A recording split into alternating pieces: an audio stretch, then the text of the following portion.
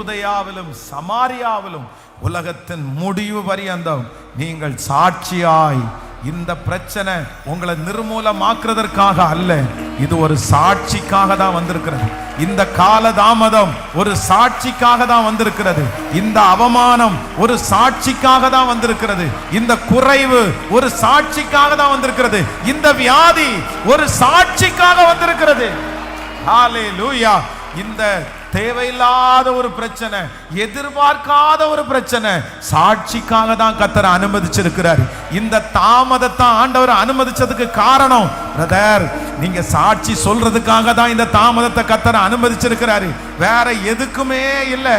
இது சாட்சியாய் மாறும். இன்றைக்கு நீங்கள் கடந்து போகிற இந்த பாதை ஒரு நாள் பெரிய சாட்சியாய் கர்த்தர் மாற்ற போறாரு. சாட்சியாய் மாறும். ஹல்லேலூயா. நம்பர் 2, இரண்டாவதாக கர்த்தர் நமக்கு